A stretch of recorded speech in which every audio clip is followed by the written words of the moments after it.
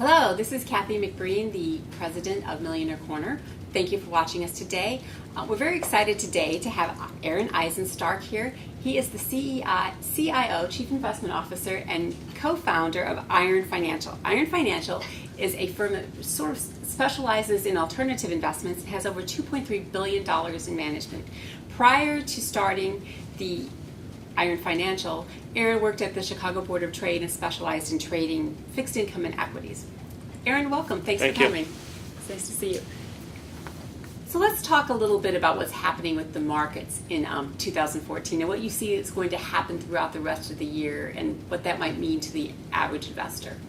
We have a lot of changes that are happening, obviously, with the announcement that the Federal Reserve will begin to taper the amount of bond purchases that they are making in the marketplace. And while the purchasing of these bonds was an unprecedented issue in modern day finance, the tapering is also an unprecedented takeaway. And that is, there's a lot of unknowns that will bring to the marketplace, as well as a lot of supply that will not be being purchased anymore by the Fed. So this creates some obvious risks and issues that could happen this year or into the next year, which is more probable, that will probably continue for a long time. And that is, if the Fed's not purchasing these bonds, will you get a rise in interest rates? Will you have the spreads widening in different types of securities? So it creates a significant amount of unknowns. Okay, so what do you think will happen to let's say the bond market, for example? Well, the risks are, and there's no way to predict this for sure, but the risks are if the Fed backs away, that you could see a gradual rise in interest rates, at least on the longer end. So let's say the 5 to 10 year and longer, because that's where they're focused on their purchases. The short end, the Fed has still said that they're going to keep rates low for a long period of time, but we could expect that there'll be a gradual rise in rates, given that a huge buyer will be now stopping buying. So one of the things that you mentioned was that you thought that bond portfolios with liquid alternatives might be good for investors. Can you explain what that means and how an average person could get involved in something like that? Sure. Yes. So I guess the first thing that needs to really be spoken about is, what do you mean by liquid alternatives? Exactly. Because that has become somewhat of a marketing term at this point. But essentially, in a portfolio, typically an asset allocation is created, and you have part stocks and part bonds, at least at the core. And if you're going to put something else in there, the whole point of modern portfolio theory has always been to diversify, and the whole point of diversification is to smooth out your overall returns in your portfolio, or the dollars that you have, in order to have less volatility in your overall assets. So if you're going to put an alternative in your portfolio, it should be a non-correlative investment to one of those two key elements of stocks and or bonds.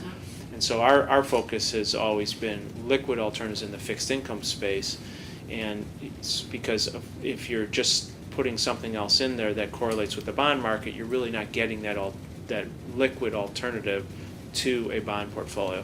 And so the way that we think you should judge whether it's an alternative or not is what its correlation is to the asset class. So what we like to look at is that the Barclays Aggregate Bond Index, which is the big index for bonds, and if you're putting a bond, some kind of a liquid alternative strategy in there, it should be non-correlative to that index on the fixed income side. So does that mean that a liquid alternative might be a kind of investment that's not so unusual? It just happens to be non-correlative to the bond market? Correct. And typically it's not that it's the underlying security that is the differentiator, it is the strategy. So how that strategy or purchase or sale is being put together inside of a portfolio to get you a non-correlated return to the broad bond market. So it's not a specific investment. I can't go out and look up liquid alternatives and choose one from a list. It's really more of a strategic decision. Correct. In order to get some kind of a consistency that it's going to perform continuous and repeatable, then there has to be some kind of a dedicated strategy that is being allocated to. So for an investor to be able to use this type of a strategy, it's clear that they probably would have to go to some type of professional. Is that correct? Correct. I mean, chances are, if you're going into some kind of a fixed income alternative type of a strategy, what you're going to get is you're going to get hedging that's going on in there, both on the credit side and the fixed income side, because a fixed income security has two risks to it, unless it's a government security. It has a credit risk, meaning the company's to stay in business or default, and it also has an interest rate risk because it's a bond or fixed income security. It's going to fluctuate within interest rates. So those two components, if you have some kind of a strategy that looks to mitigate those two risks, will hopefully give you that non-correlated return to the broader bond market.